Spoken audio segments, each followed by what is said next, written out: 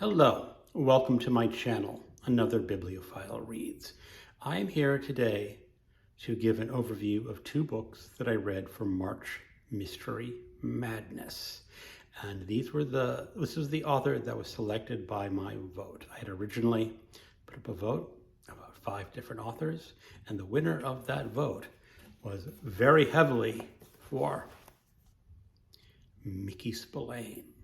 So, Mickey Spillane started writing his Mike Hammer books in 1947. Well, that's when he published his first Mike Hammer book. He had originally tried to create a comic book called Mike Danger a few years earlier that did not go over, but he did successfully publish this first novel, I, the Jury, and it features the private eye, Mike Hammer in New York City. Now, this novel starts with Mike Hammer being summoned to a murder by the police. Now, he is not a suspect, but the victim is his best friend from World War II. And his friend sacrificed an arm to the Japanese when they were serving together. So Mike Hammer thought very highly of his friend, but his friend has been murdered and shot in the gut. Now, a gut shot is a very horrible way to die, as described by Mickey Spillane. And Mike Hammer vows vengeance on his murderer, that he's going to seek him down and do justice, not legal justice, but a personal justice. Therefore, you get the title, I, the Jury. And this novel is essentially Mike Hammer seeking down the clues and finding out who is the murderer of his friend. But as he digs in, more people are getting murdered. And what he uncovers is prostitution and drug use. And this is really a very good crime noir fiction. It is a little dated, of course, because it was written in published in 1947. It is not really graphically violent. There are no swear words, but it is very nihilistic. The publishers of the day did not look fondly upon Mickey Spillane. How did they describe him? He was excoriated by the New Republic magazine, and he was called a dangerous, paranoid, sadist, and masochist. But he sold pretty well, and even though the publishers found his work, what they call that, a little distasteful, they continued to publish him anyway because he was selling.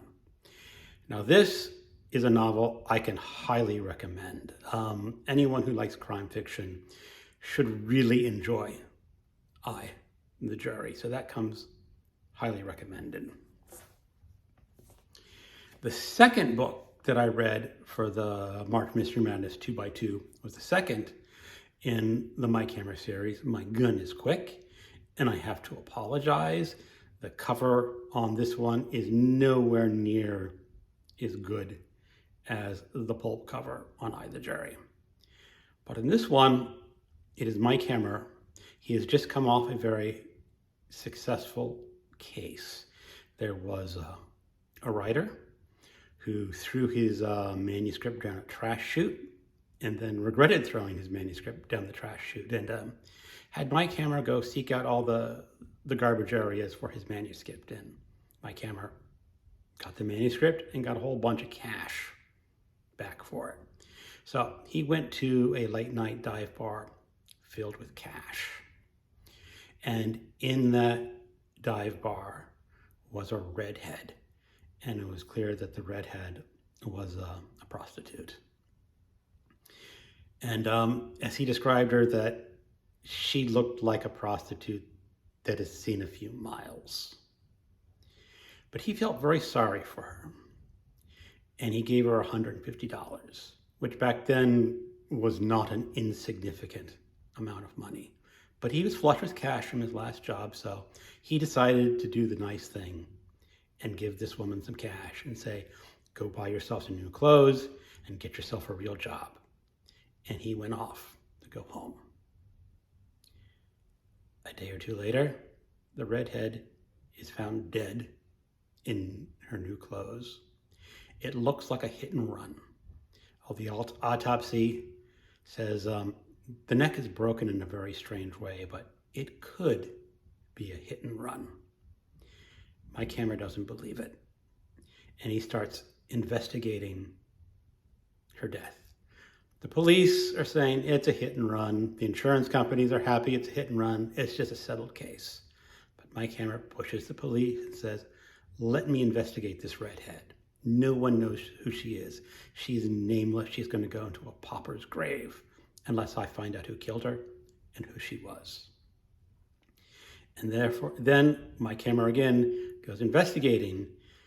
And much like I, the jury, as he investigates, more murders are occurring.